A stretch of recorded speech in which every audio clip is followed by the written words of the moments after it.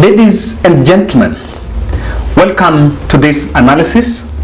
This will be just a brief shot as we wait for official statement from Dr. William Samuel Ruto for him to announce his running mate.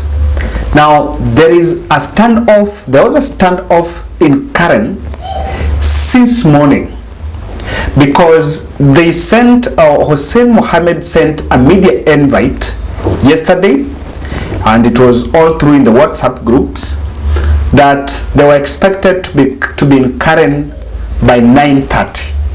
Yeah, I think it was reading around 10. Now, this was done, so the press briefing for them to announce the running mate was supposed to be at 10. But as of now, I think I was shooting this video at 1. The journalists were still in Karen waiting for that press briefing, and actually by some of the few we were talking to are telling us that by midday there was no indication that the press briefing was finally going to happen.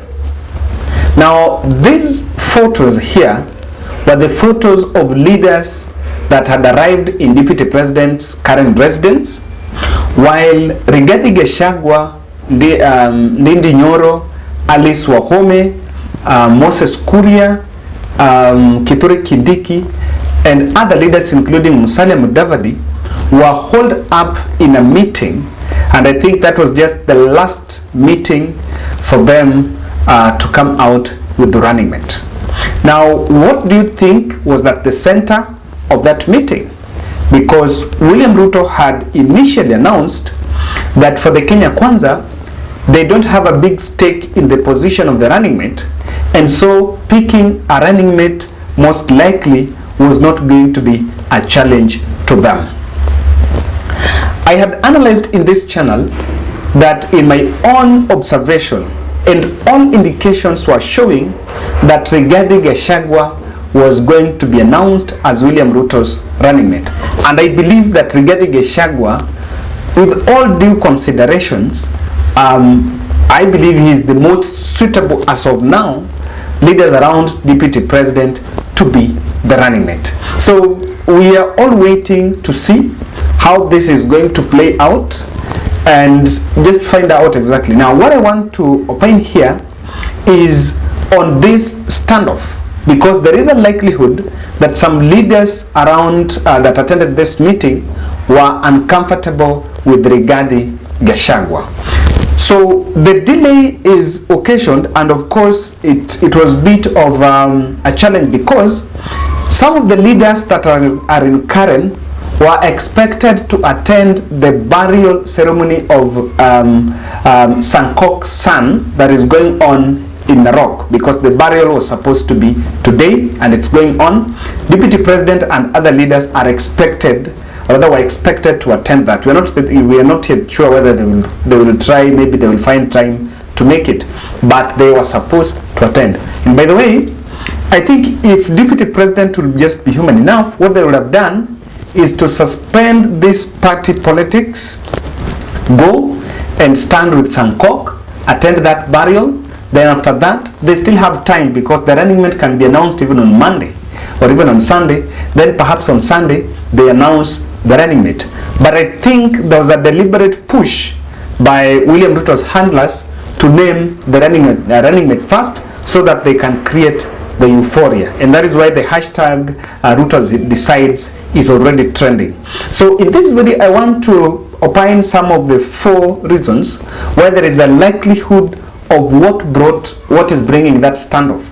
Because the truth of the matter here is that the consensus building has been going on since morning, and so the person that William Ruto is going to announce must be someone that is accepted by all of them. Now, I don't know whether that will be the start of a fallout in the Kenya Kwanza team, because that is what I want us to look at. Now, ladies and gentlemen, if you're watching this video and you've not yet subscribed, kindly subscribe and click the notification bell.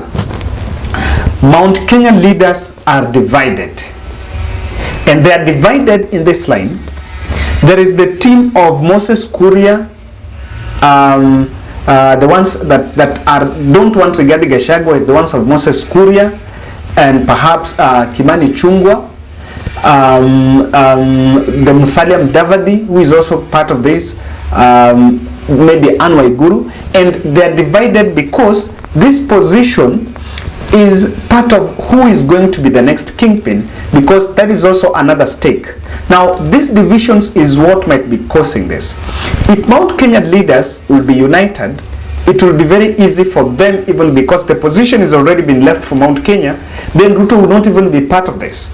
And I want to feel that the likelihood is that maybe William Ruto told them to get a consensus amongst themselves and let them produce one candidate. And if the front runners were Kithure Kindiki and Rigathi Gachagua and Waiguru, then they were just supposed to come together and get one. But because of that division, they cannot settle. And remember, Musalia Mudavadi had said that he doesn't want Rigathi Gachagua to deputize Ruto, and he would then go for Kithure Kindiki. Now, Kithure Kindiki, Muturi, and a host of other team want Speaker Muturi, including Moses Kuria. But the likes of Sankok, the Onesmus, the Bahati MP, and others also want Kithure Kindiki, also want Rigathi Gachagua to be given. Like the likes of Kihika, Alice Wahome will feel that they want Kindiki. So these divisions are also there. I think there is also failed consensus in that who is going to be given, and the failed consensus is because of the interest. There are different interests that are playing, and the statement that Ruto was making that the running mate is not a problem to him, I think he was getting it wrong, because he is not going to be the presidential running mate. The person that is going to be running mate is another person apart from him. So for him, he is the presidential candidate. But there are many other interests that are playing out in who becomes the running mate. The other aspect that is throwing the running mate question into a standoff is that raw power sharing deal. That raw power sharing deal did not outline what is in there for the Mount Kenya. And what I understand is this, that if 70% will be divided amongst the UDA house, then it will be split in the middle on what goes on the presidential candidate and on the running mate. Now, this is the trick. There is a feeling that, of course, there are leaders who would want a stake. So leaders, especially the Ketwa Ruguru, the Kabogo, let's mention like Isaac Mwaura, who would want a stake, and their stake is from Mount Kenya. Now, they would want someone who would most likely divide that share fairly. So they need a running mate who would be a neutral figure. Someone already doesn't have a bad blood with them. And that is why the likes of Moses Kuria would feel uncomfortable, because Rigathi Gachagua have unsettled issues with Kuria. Kuria left UDA because of Rigathi Gachagua. They had mentioned that Kuria had to follow that party. So that power sharing deal is so critical, because the person who is going to be the running mate is going to be sit at the decision table. Then the share that will go to Mount Kenya, what they will want, and I want to believe is this, that maybe they want to give a Mount Kenya a running mate, but then with some few portfolios, so that the rest of the share will be that if a running mate comes from let's say County Nyeri, then maybe 30% of Mount Kenya share goes to Kiambu, another 20% goes to other areas. Now, the issue that is bringing that standoff, and my punchline is the Mount Kenya power sharing formula. If a running mate comes from Murang'a, maybe they will demand that 30% of the Mount Kenya deal in UDA goes to another county, then 20 another county, and also depending on the votes that these counties bring on table. Remembering in fact that William Ruto's part of the power sharing deal is also pegged on the votes that you bring. So that will be a very key issue. Lastly, I think that process is being infiltrated. That process is being infiltrated by people who might not be meaning well for William Ruto. And of course, it's supposed to throw a spanner so that someone will walk out not very happy, or rather unhappy, and through that, it can split Kenya Kwanza. And the process can be infiltrated. And I want to mention that if there is a leader that William Ruto should not trust around him, is Moses Kuria. So they don't mean well.